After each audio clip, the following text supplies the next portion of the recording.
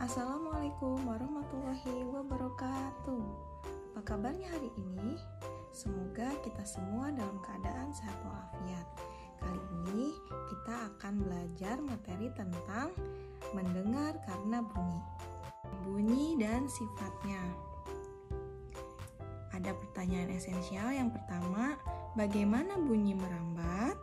Yang kedua, mengapa ada bunyi keras dan pelan? Yang ketiga, apa yang mempengaruhi tinggi dan rendahnya suatu bunyi? Yang keempat, apa yang mempengaruhi keras dan pelannya suatu bunyi? Dan yang kelima, apakah kita bisa meredam suara?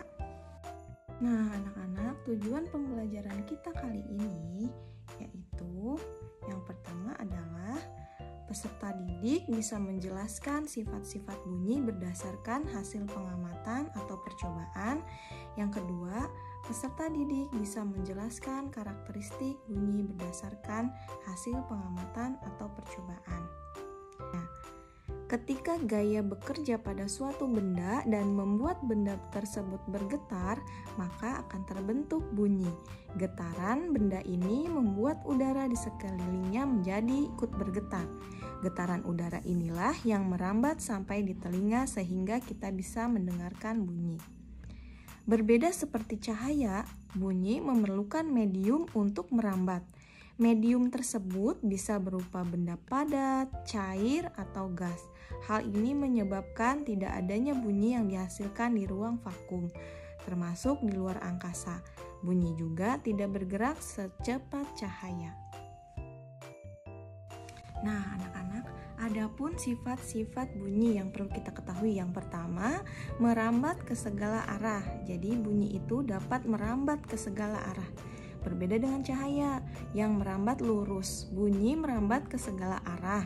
Hal ini yang menyebabkan kita bisa mendengar bunyi walaupun tidak melihat langsung sumber bunyinya. Media padat merupakan penghantar bunyi yang paling baik karena kerapatan partikel yang tersusun pada benda padat. Oleh karena itu, bunyi yang dirambatkan pada media padat akan terdengar lebih keras dan cepat. Adapun udara memiliki kerapatan partikel paling renggang sehingga udara bukan menjadi penghantar bunyi yang paling baik. Kemudian yang kedua adalah bunyi dapat dipantulkan.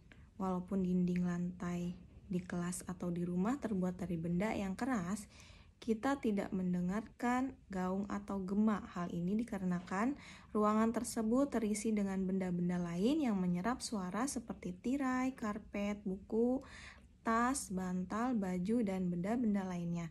Namun, hasil yang berbeda bisa terjadi jika ruangan tersebut kosong.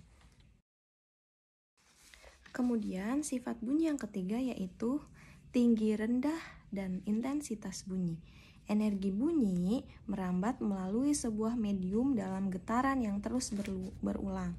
Jumlah getaran yang dihasilkan setiap detiknya disebut frekuensi.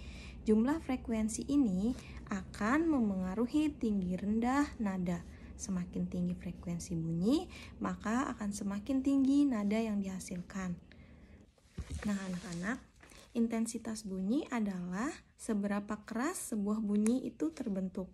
Suara yang keras seperti petir memiliki intensitas yang tinggi. Suara yang pelan seperti suara arang berbisik atau suara senandung musik memiliki intensitas yang rendah.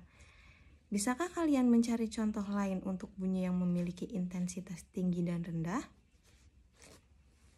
Nah, anak-anak, coba kita perhatikan gambarnya. Yang pertama adalah anak yang sedang meniup suling, dan yang kedua adalah anak yang sedang bermain gitar.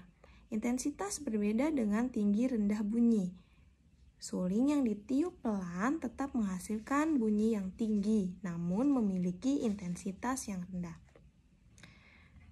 Nah, anak-anak, coba perhatikan gambar tersebut. Yang pertama ada anak yang sedang meniup suling, dan yang kedua ada anak yang sedang bermain gitar. Nah, intensitas berbeda dengan tinggi rendah bunyi. Suling yang ditiup pelan tetap menghasilkan bunyi yang tinggi, namun memiliki intensitas yang rendah. Nah, anak-anak, mungkin sampai di sini pembelajaran kita hari ini. Semoga pembelajaran kita hari ini dapat bermanfaat.